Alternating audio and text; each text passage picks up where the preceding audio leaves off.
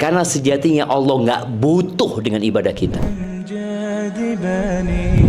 Kebaikan yang kita lakukan itu kembali kepada diri kita sendiri. Apakah hanya dalam bab sedekah, membantu orang lain, atau dalam semua ibadah? Sebenarnya dalam semua ibadah. Sampai sholat kita pun itu untuk kebaikan kita. Di sholat itu ada ketenangan buat kita. Di sholat itu ada penghapusan dosa buat kita.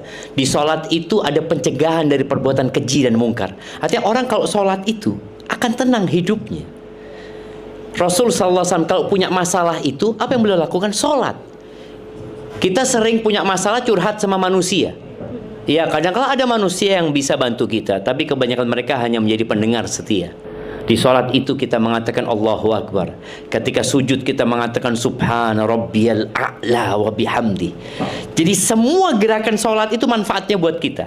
Semua bacaan sholat yang kita baca manfaatnya kembali kepada kita sendiri. Karena sejatinya Allah nggak butuh dengan ibadah kita. Allah nggak butuh kita sholat. Allah nggak butuh kita berangkat haji.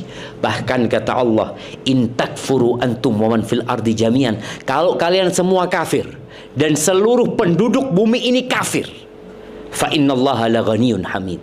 Sesungguhnya Allah itu maha terpuji dan maha kaya. Jadi semua ibadah kita tanamkan di diri kita. Allah nggak butuh dengan ibadah kita. Kita yang sedang butuh dengan ibadah kita itu sendiri.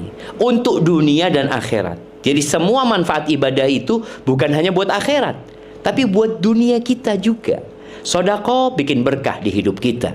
Salat tadi bikin hidayah, bikin petunjuk dari Allah buat kita.